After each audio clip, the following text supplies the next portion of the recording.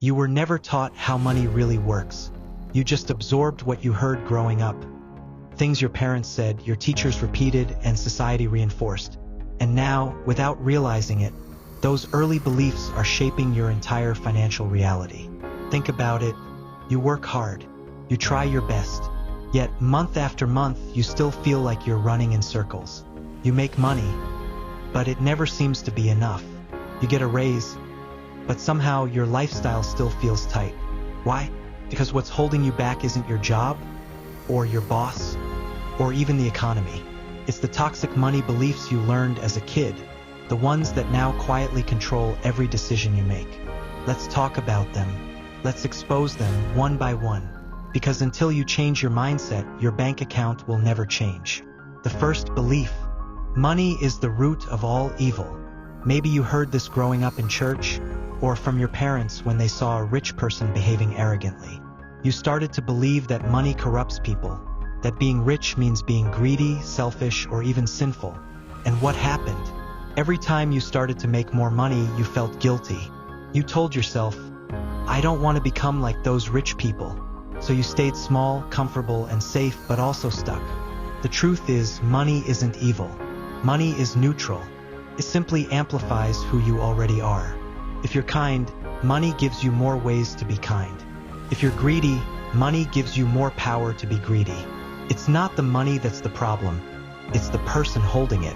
The real evil isn't money itself. It's the lack of it. Because when there's not enough, people do desperate things. They lie. They steal. They break down from stress and survival mode. So remember, money isn't the root of evil. Scarcity is. Money in the hands of a good person becomes a tool for change. The second toxic belief: hard work is the only way to make money. You were told that success only comes from blood, sweat, and tears. And maybe that sounded noble until you found yourself overworked, underpaid, and exhausted. You keep telling yourself, if I just work harder, things will get better. But has that ever truly worked? Look around you. The richest people in the world are not necessarily the hardest workers. They're the most strategic. They understand leverage, how to use systems, skills, and people to multiply their effort. See, wealth isn't just about hard work. It's about smart work. It's about creating value once and getting paid for it again and again. Hard work is honorable, but if all you do is trade time for money, you'll always run out of both. You're not lazy, you've just been trained to equate suffering with success. But pain is not a strategy. Freedom is. Then there's the third belief: too much money changes people. You've heard it before. That person used to be nice until they got rich, so you start to fear success. You think, I don't want to lose myself. But here's the truth. Money doesn't change you. It simply reveals you. It shows who you already are, deep inside. If you're kind, money will magnify your kindness. If you're insecure, money will expose your insecurity. Money is just a magnifying glass, not a mask. Stop being afraid of becoming successful. The only thing that truly changes people is what they allow power to do to them. You can stay humble, generous, and real, no matter how wealthy you become. Money doesn't define your character. You do. The fourth belief sounds innocent, but it's deadly. Just be content with what you have. You grew up hearing that you should be grateful and never ask for more. And while gratitude is powerful, sometimes we confuse it with complacency. You tell yourself, I should be thankful for what I have. And you should, but that doesn't mean you should stop dreaming, stop growing, or stop wanting better. There's a difference between peace and settling. True contentment comes from knowing you're blessed, while still being hungry for growth. You can be at peace inside, yet still reach higher. You can be grateful for what you have and still believe you deserve more.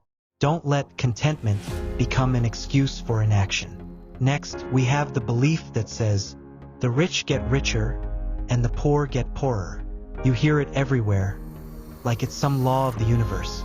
But here's what that belief does. It convinces you that the system is rigged, so you stop trying. You give up before you even start.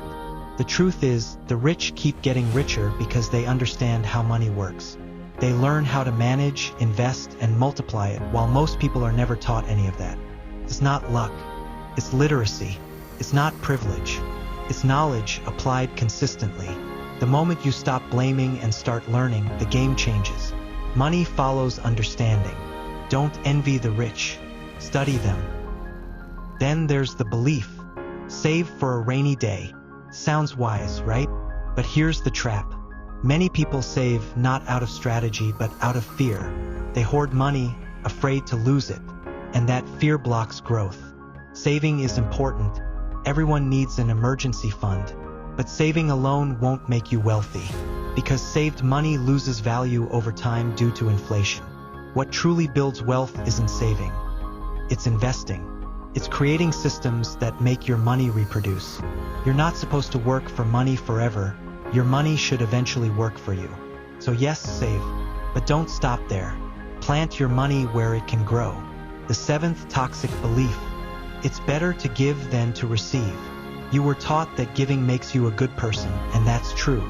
But here's the hidden problem. You learn to give without ever learning how to receive. You give until you're empty. You help everyone else, but when you need help, you feel guilty asking for it. You think receiving is selfish. But giving and receiving are both parts of the same flow of abundance. If all you do is give, eventually you'll burn out. You can't pour from an empty cup. You have to learn to receive with gratitude, not guilt. Because when you receive more, you can give more. Abundance isn't about sacrifice. It's about flow. Then there's the eighth belief. Only lucky people get rich. So you wait. You wait for your big break. You wait for that miracle, that perfect opportunity, that one lucky moment. But waiting never built anyone's wealth. Luck is just preparation meeting opportunity.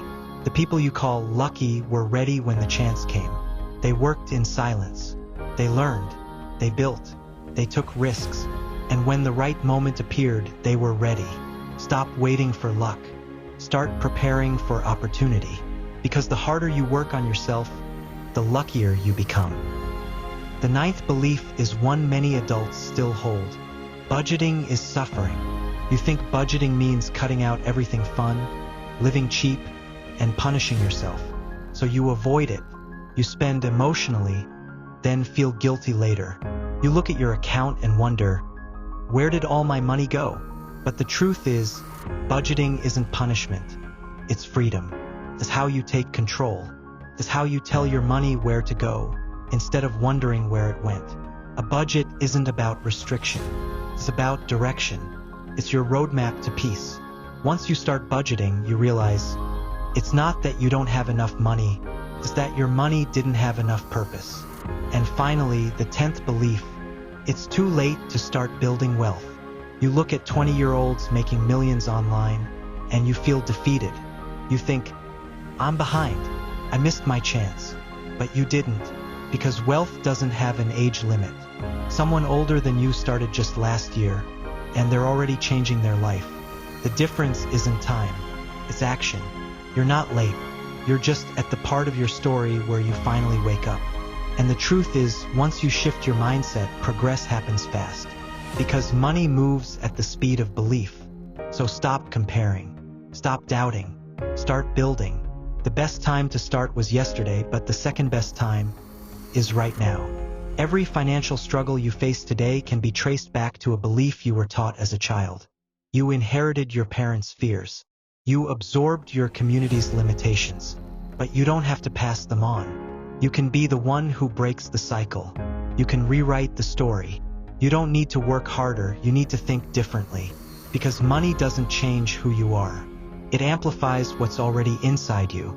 So ask yourself, which of these beliefs have you been carrying for years? And which one are you ready to let go of today? Because the moment you change your mindset, you change your money. And when you change your money, you change your life. Subscribe to this channel for more financial freedom tips.